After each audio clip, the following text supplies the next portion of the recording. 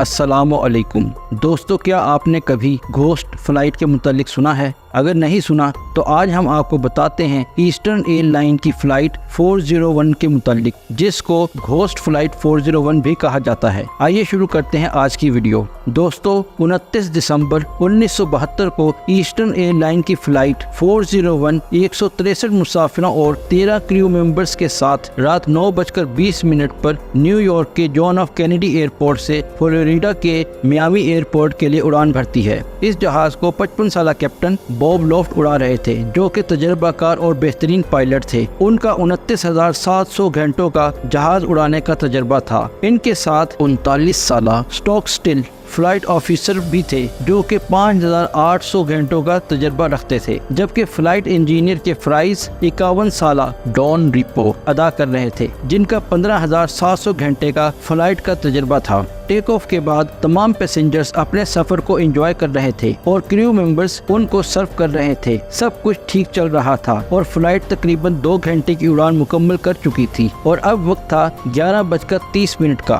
Florida का Miami airport करीब ही था, इसलिए जहाज के पायलट बॉब लोफ्ट ने जहाज के लैंडिंग गियर को नीचे किया। दोस्तों, लैंडिंग गियर जहाज के टेक ऑफ और लैंडिंग के लिए इस्तेमाल होता है और जब जहाज के लैंडिंग गियर को खोला जाता है तो लैंडिंग लीवर को नीचे की तरफ दबाया जाता है, जिससे सामने एक ग्रीन कलर की इंडिकेशन लाइट जलती है, जो कि इस बात का सबूत होती है कि लैंडिंग गियर खुल चुके हैं। पायलट ने लीवर को नीचे कर दिया, लेकिन सामने इसने जो देखा वो बहुत भयानक था। उसने देखा कि सामने स्क्रीन पर ग्रीन इंडिकेशन लाइट जल नहीं रही थी। इसने इसके मुतालिक फौरन कैप्टन को बताया। कैप्टन बॉब लोफ्ट ने जब ये देखा तो उनके भी होश उड़ गए, क्योंकि इस इंडिकेशन लाइट के ना जलने का मतलब ये था कि जहाज के सामने लैंडिंग गियर अभी ओपन नहीं हुए थे। इसके बाद कैप्टन बॉब ने खुद अपने हाथों से लीवर को ऊपर नीचे किया, लेकिन लाइट अब भी नहीं जल रही थी। कैप्टन बॉब लोफ्ट ने फौरन एयरपोर्ट कंट्रोल टावर को इसके मुतालिक इन्फॉर्म किया। जहाज तब तक नीचे आना शुरू हो गया था, क्योंकि उसे लैंड भी करना था। लेकिन जब कंट्रोल टावर को इस बात का पता लगा तो उन्होंने कैप्टन को फौरन कहा कि जहाज को 2000 फुट की बुलंदी पर ले जाएं और उसे ऑटो मोड पर डालकर खुद चेक करें कि लैंडिंग गियर के साथ क्या हुआ है। कैप्टन बॉब हदायत के मुताबिक जहाज को 2000 फुट की बुलंदी पर ले गए और उसे ऑटो मोड पर डाल दिया। इसके बाद flight engineer Don Repo cabin में आए तो कैप्टन ने उन्हें इंडिकेटर में आई खराबी के मुतालिक बताया। इंजीनियर रिपो ने पूरे इंडिकेशन सिस्टम को खोल दिया और बारीकी से चेक किया, लेकिन सब चेक करने के बावजूद ये इंडिकेशन लाइट नहीं चली। इसके बाद उन्होंने उस बटन को दबाया जिससे जहाज की सब वार्निंग लाइट्स एक बार ही जल जाती हैं, जिससे ये पता चलता है कि जहाज के सभी सिस्टम्स सही काम कर रहे हैं या नहीं। लेकिन उस बटन को दबाने के बावजूद भी इंडिकेटर नहीं चला, जिसके बाद जहाज के कैप्टन बॉब ने रिपो को हुक्म दिया कि वो जहाज के बॉटम कैबिन में जाकर इसमें बनी एक छोटी सी खिड़की से देखें कि लैंडिंग गियर खुले हैं या नहीं। रिपो फौरन जहाज के बॉटम कैबिन में पहुंचे, जहां उन्होंने देखा कि जहाज के पीछे वाले लैंडिंग गियर्स तो खुल चुके हैं, लेकिन नोज लैंडिंग गियर अब भी बंद हैं और नोज लैंडिंग गियर को खोले बगैर जहाज को लैंड नहीं करवाया जा सकता था, और अगर वो ऐसा करते भी तो जहाज एक बहुत बड़े हादसे का शिकार हो सकता था। अब तक तकरीबन 2 मिनट का वक्त गुजर चुका था और जहाज तकरीबन 100 फुट नीचे आ गया था। इस बात पर ना तो पायलट का ध्यान गया और ना ही कोई क्रू मेंबर महसूस कर पाया कि जहाज नीचे की तरफ जा रहा है। अगले 70 सेकंड्स में जहाज मजीद 250 फुट नीचे आ चुका था, लेकिन अब भी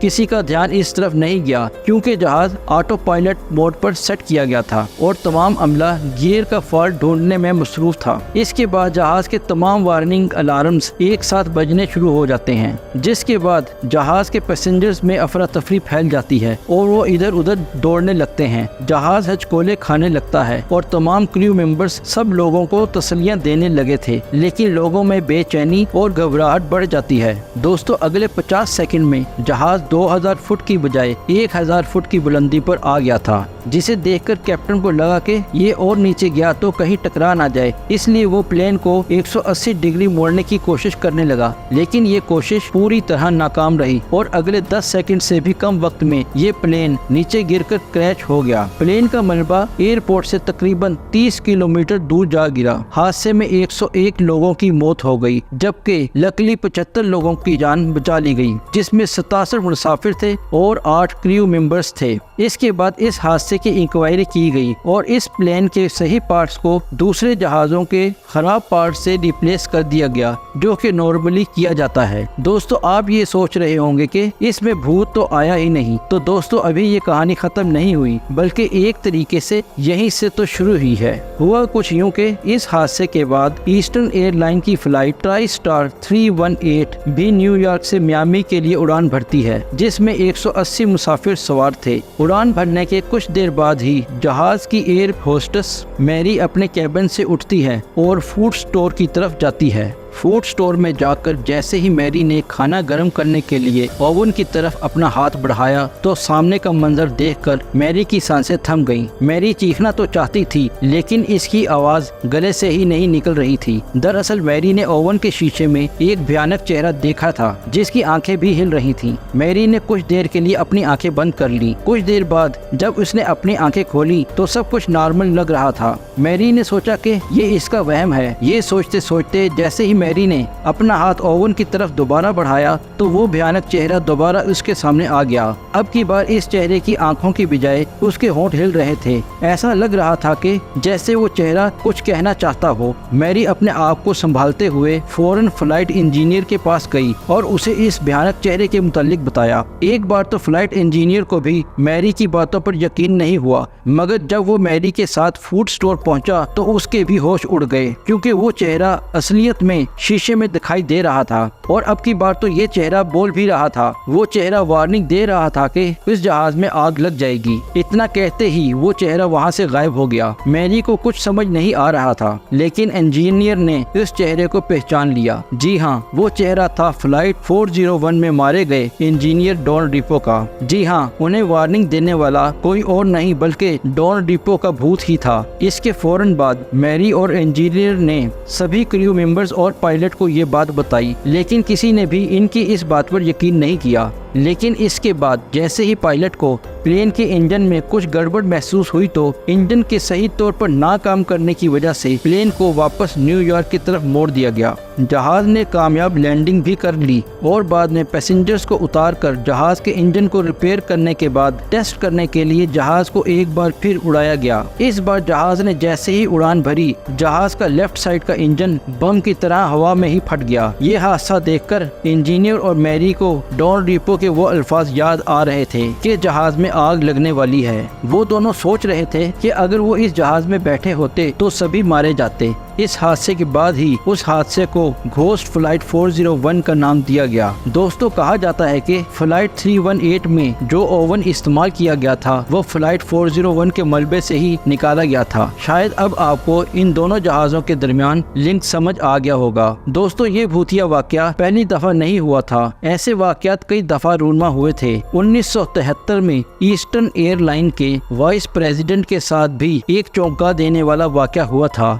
जब वो फ्लाइट 318 से ही सफर कर रहे थे और उनके साथ वाली सीट पर फ्लाइट का कैप्टन बैठा हुआ था। वाइस प्रेसिडेंट को महसूस हुआ कि अगर जहाज का कैप्टन उनके साथ बैठा है तो जहाज कौन उड़ा रहा है। ये सोचते ही वाइस प्रेसिडेंट फौरन पायलट के कैबिन की तरफ दौड़े, लेकिन भागते हुए उन्होंने पायलट की तरफ एक नजर देखा और जैसे ही उनकी नजर उसके चेहरे पर पड़ी तो वो घबरा गए, क्योंकि वो चेहरा फ्लाइट 401 के कैप्टन बॉब लॉफ्ट का था, जिसे हादसे में मरे हुए 1 साल हो चुका था और अब वो भूत बनकर उनके साथ बैठे हुए थे। वाइस प्रेसिडेंट ने इन तमाम बातों का जिक्र पायलट के साथ किया। जब पायलट्स बॉब लॉफ्ट के भूत को देखने के लिए पहुंचे तो वो गायब हो चुके थे। दोस्तों, ऐसा ही एक वाकया ट्राई स्टार 318 में एक मर्तबा फिर रूनमा हुआ, जब जहाज के इंजीनियर्स रूटीन चेकअप के लिए जहाज के कैबिन में गए, लेकिन उस वक्त उनकी सांस अटक गई, क्योंकि कैबिन में उन्हें डॉन डिपो का भूत बैठा हुआ दिखाई दिखाई दिया। फ्लाइट इंजीनियर को देखकर